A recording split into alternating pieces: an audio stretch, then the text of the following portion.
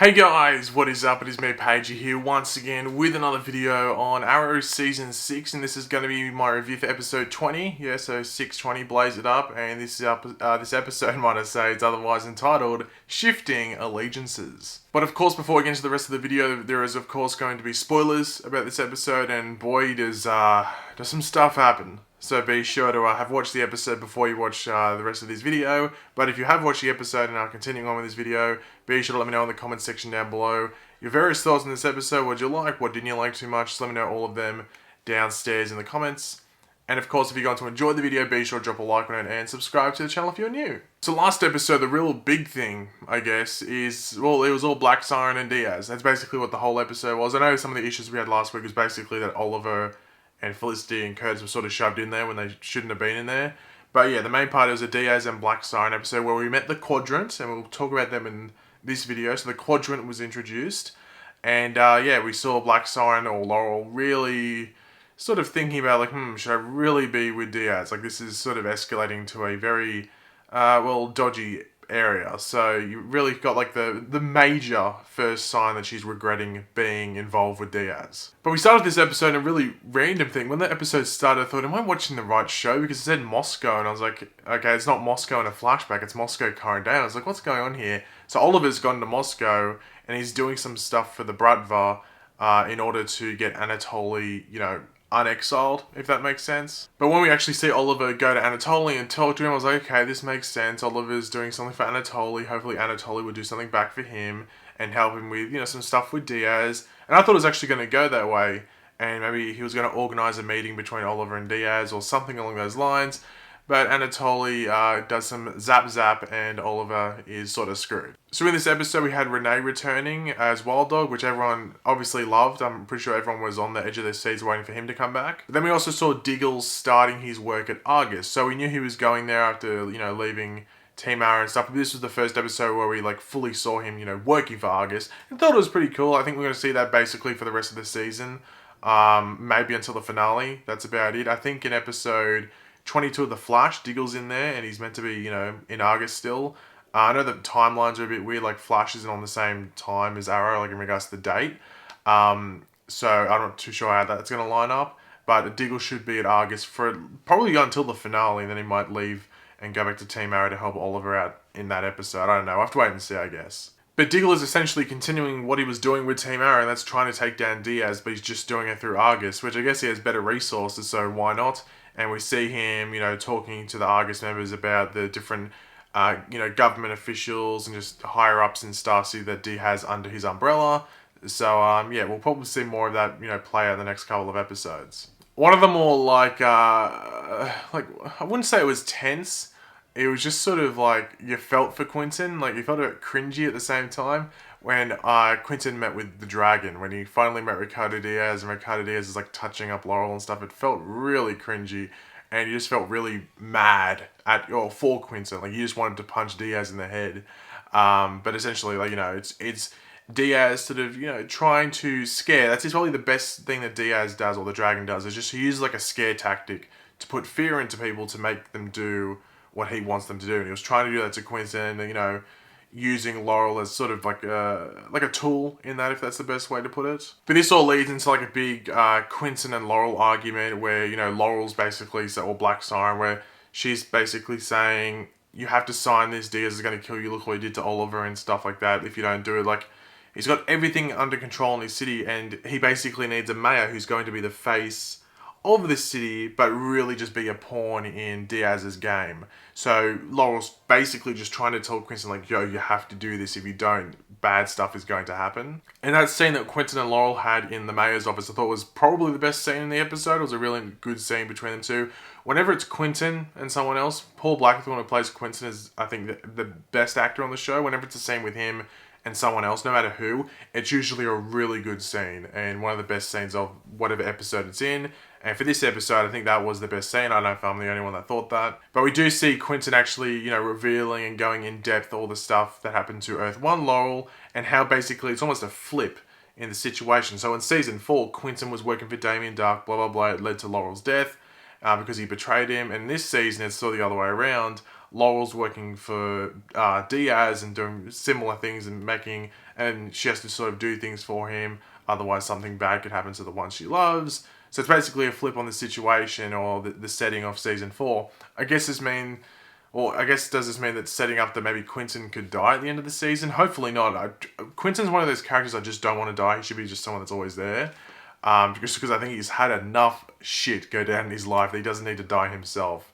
So hopefully Quentin doesn't die. But essentially what happens is, or from what I gathered, is that Laurel agrees to let Quentin help her get away from Diaz while doing some other stuff and just going along with it for the most part, so Diaz doesn't get too suspect about it all. This is the 4th last episode of the season. We only have 3 more episodes, which is crazy thinking about. But yeah, we have 3 episodes left of this season of Arrow, so we should see that really escalating pretty quickly as we move into those final 3 episodes. We actually do see Renee suffering with PTSD, I guess he was suffering. That's the best way to put it. But he's not suffering from the fight with Oliver. He's suffering PTSD from the initial episode 1 of this season. When Diggle doesn't, Diggle's got the tremors and stuff and doesn't shoot the guy, and then Renee gets shot and falls off the building, off the bridge and stuff. He's having, flashbacks to that. He's just freezing in combat and stuff. So, that was basically the thing with Renee this episode. In the synopsis, I think they said something about Renee suffering or finding it hard to get back into the role of Wild Dog. So I'm guessing that's going to happen in the next couple of episodes. And I don't think he'll die. I think he should be sweet. I think someone will die this season, but I'm just sort of unsure who it's going to be. But as I said earlier, the Quadrant. The Quadrant was introduced last episode. A lot of people were why the Quadrant being introduced this late? And I think the reason they're doing it is because the Quadrant's going to be the villain for next season, or at least involved next season. Now, if you're reading the comics, especially, any Green Arrow really in the past, but mainly Rebirth, because it looks like they're taking the Rebirth side of it. On the screen, they had the Quadrant members there. Now, I don't know the other 2. So we have Diaz is in the Quadrant, and there's 3 other members. There's 2 other dudes and a woman. Now, the woman was in this episode. It's Maya. Is that M? I think her first name starts with an M. It's something. We'll find out in the next couple of episodes. I don't know what her name was. If you do know it, let me know in the comments, because I was asking people and they just couldn't give me an answer. So if you know who that lady's name was, who was with the gun shipment in this episode, let me know in the comments. But one of the other guys' names, I'll put him up here. It's not the best picture, but I'll put him next to one of my faces. It's the black dude. His name is Cyrus Broderick. Now, Cyrus Broderick in the comics is actually a high-up member of the Ninth Circle. In other iterations of the comics, before Rebirth, he was the leader of the Underground Men, which is this. It's a weird group. In Rebirth, because I'm pretty sure, hopefully some of you are reading it. They basically pour molten. I think it's lava. They basically pour lava on people and burn all their skin off, and that in turn, it's not really well explained, but that essentially it makes them brainwashed and just servants to the Ninth Circle. But the Ninth Circle wear all these masks and stuff, and Cyrus Broderick, as I said, is one of the higher-ups in the Rebirth version of it, and he's also the CFO of Queen Industries and just basically tries to ruin Oliver Queen's life. Now, the fact that Cyrus Broderick is in Arrow now just makes me think that they're doing the Quadrant. Well, they're doing Ninth Circle, but making it the Quadrant just because you don't have to deal with so much stuff. The Quadrant can be really contained, and it's just a bit easier to do and just less messy, I guess. But this is really exciting because if Arrow Season 7 is the last season of Arrow, they could do the Quadrant. It ties into Oliver's past and stuff like that, and his family's past. Could really be about the Queen legacy, which would be a really, really interesting thing if they were going to do that. Which, if they go for that, bravo and, kudos to them, because it'd be a very interesting storyline. Not only like Oliver's legacy as well as, the Queen legacy, and basically the show's legacy. They're going to make Season 7 the last season. Do the Quadrant. You have Cyrus Broderick in there. He could be maybe worked for Queen Industries or Queen Consolidated in the past. But the fact that he's there is really interesting. And just let me know what you think. Do you think they're going to do... Do you think they're going to do the Quadrant next season? Involve Cyrus Broderick and those other members? Do you know any of the other names? Just let me know what you think in the comments, because, I'm interested. But the big thing that was sort of advertised in the trailer for this episode was the big fight between Oliver and Diaz, which I thought was okay. I think it was just more of a catalyst for things to happen. It had to happen for certain other things to play out. But essentially the thing with them is whoever if you hit the ground, you stay on the ground, then you have to leave the city. That was basically the thing. Diaz in the fight cheated, but I thought Oliver was going to beat him. I was just Oliver's too experienced in certain fighting, on the show at least. and like Diaz, we haven't really seen too much of it. So I was thinking it's going to be like sort of even, but I thought Oliver would get the upper hand and he was going to win. Then Diaz stabbed him, which I was like, oh, well, that doesn't come as too much of a surprise because Diaz doesn't want his ego shattered, I guess. But yeah, essentially Oliver technically loses and Diaz walks away thinking that he's won. So Oliver's got to leave the city. Now we'll get into what happens after, but you know, in the middle you do find out that Renee, or Zoe's daughter, Zoe, who is Renee's daughter, like officially finds out that Renee is Wild Dog, even though like she already sort of knew. It was just more, you know, her admitting to, I guess, her dad that she knows. So we'll have to wait and see what happens there. You know, when like kids and stuff get involved, there could be tragedy upcoming. I don't know if they'd kill Renee off just because he's just sort of been in and out of the season. So would the effect really be there? I don't think many people would mind if he left, but is the effect really there? But we do finish the episode off with, once again, Laurel talking to Diaz, and basically her finding out that if she hadn't got those papers signed by Quentin, that he'd be dead. You know, Diaz would have killed him. And he makes an example of, you know, what he does to a mayor that, you know, goes against him by getting Oliver down. I thought he was going to kill Oliver, or at least attempt to, and we're going to get some massive cliffhanger. But instead, he gets arrested, and he's going to face trial and possibly face a minimum of 25 years, but a maximum of life. So a life sentence. I think it's mainly around him being Green Arrow. I think that's what the news report said.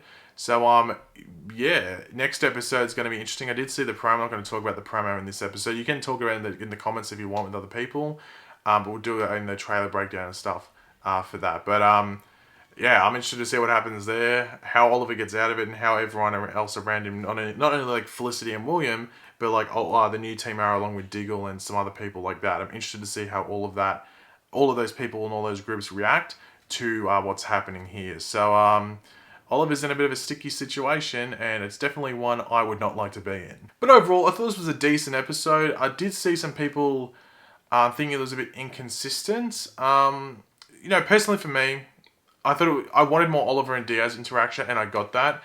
Like, you didn't get a lot, but you got that, and I did like the Quentin and Laurel stuff. I guess the new Team Arrow, I didn't really mention like the new Team Arrow mission and stuff. That's because I didn't really care for it too much. It sort of had to happen for other things to play out. It was okay. There was some big set pieces. They looked cool, but they weren't, you know, extremely interesting to me, if that makes sense. So maybe that could be seen as the negative. I didn't really care for them too much, but some others might have. So it just matters on your preference, I guess. But yeah, I thought it was a decent episode, and you know, I think it was good enough to be in one of the last 4 episodes. Like, maybe not amazing, but it was good enough to be in one of those last 4 episodes. I think next week is the 3rd last episode. That should be really where it steps up into that finale, and I am looking forward to it quite a lot. But thanks for watching, guys. Hopefully you enjoyed my video. If you did, it'd be awesome if you could drop a like on it to show support. Let me know in the comment section down below your various opinions on this episode. Do you agree with me? Sorry, did you think it was an okay, decent episode? Or did you not like it at all? Or did you really love it? Just let me know in the comment section down below, as well as some points you want to bring up, and we'll have a discussion down there. And of course, if you are new to the channel, make sure to subscribe. I'll catch you later, guys. Goodbye.